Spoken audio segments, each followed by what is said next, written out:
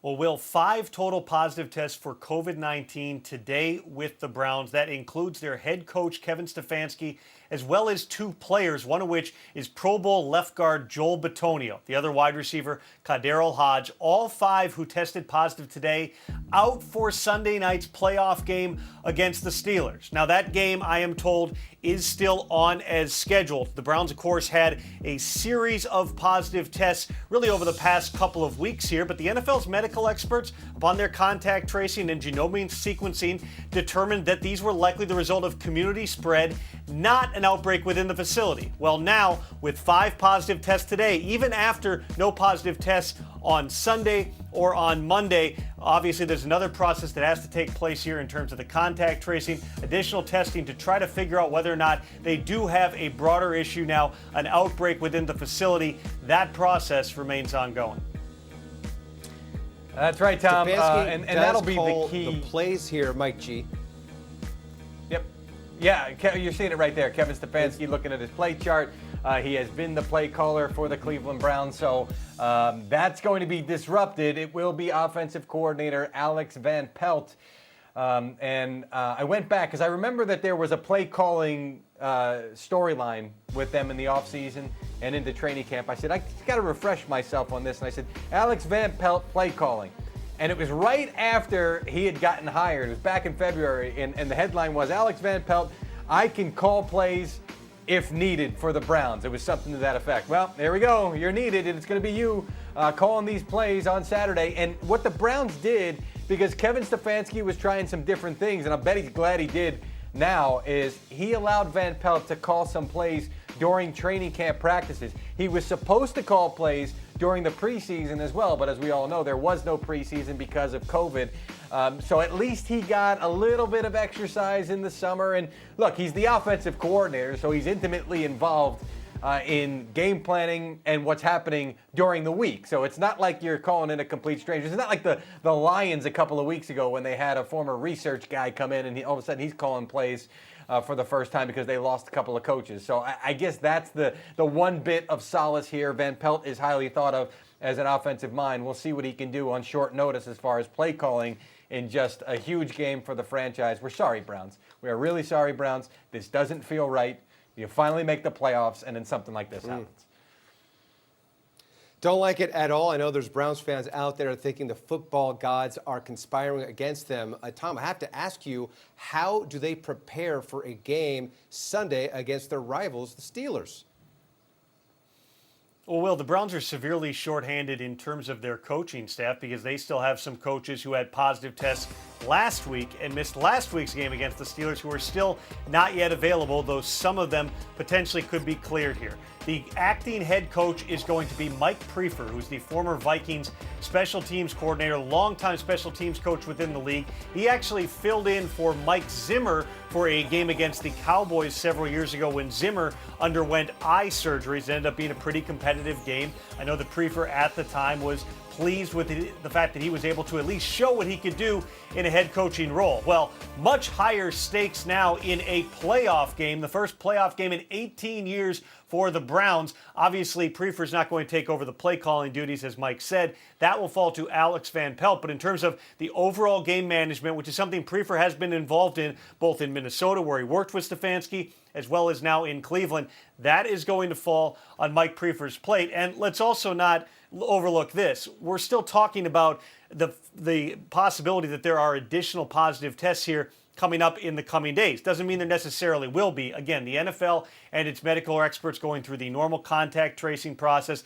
that involves looking at the data from the tracking devices that everybody wears. It's conducting interviews. It is going through that genomic sequencing that determined that last week with those positive tests for the Browns, there were actually 3 different strains of the COVID-19 virus that had impacted the Browns. That shows that it was believed to be a subject of community spread. Cuyahoga County with one of the highest positivity rates in the country. 5 positive tests, though, on one day certainly raised concerns that they may have something going on within the facility. That's the process the league and specifically its medical experts are going through now to make sure there's not further issues. For now, the Browns facility remains closed. They were unlikely to practice today anyway. Tomorrow will be a key day to see whether or not there are additional positive tests and whether the Browns are permitted to get back on the field.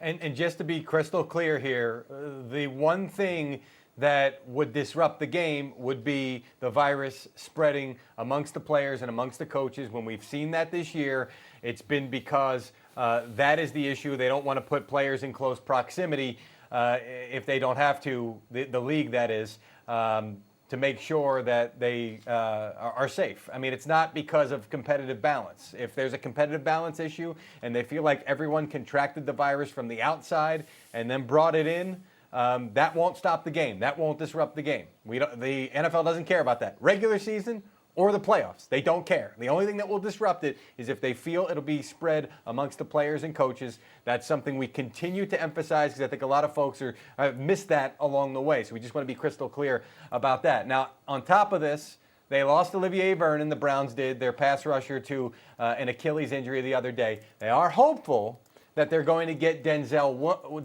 Ward, their stud cornerback, for this game, though Kevin Stefanski wouldn't speculate on that when he spoke to the media.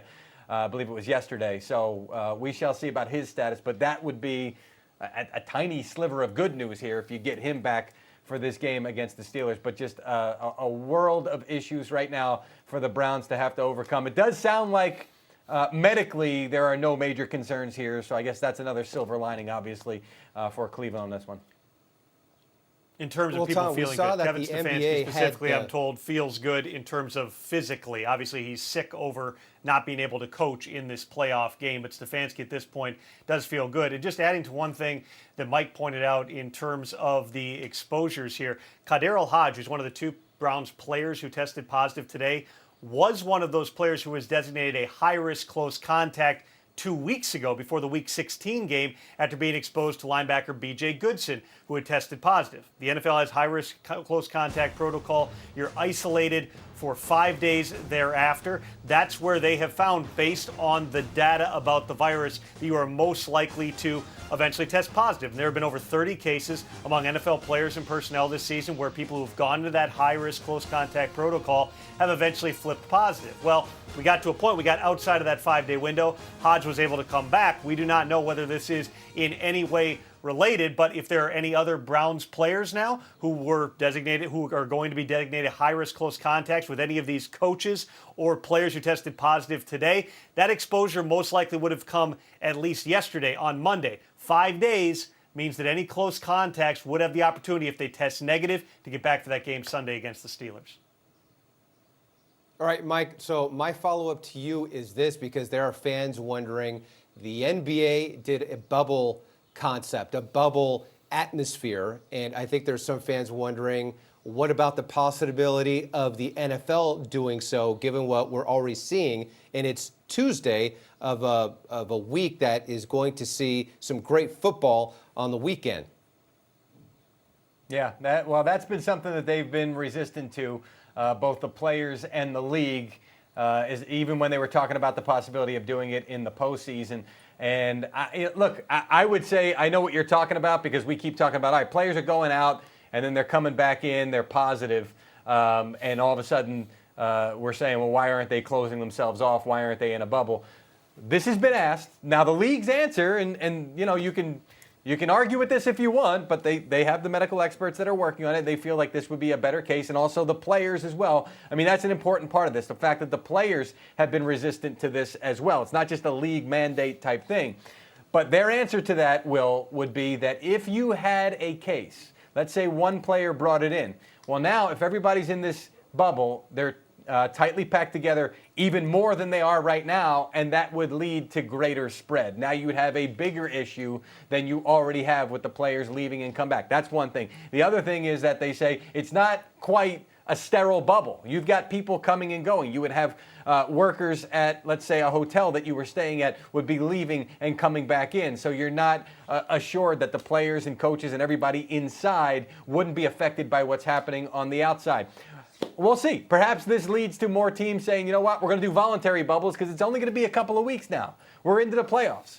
Do you really want to make sure you're COVID-free? And maybe they think that this is the best way to go. It would be a voluntary type thing. But outside of that, especially already for this week, I mean, the hay is in the barn already for this week. Tom talked about it. You got a 5-day exposure window here. So we'll see. No traction on it to this point, though, Will.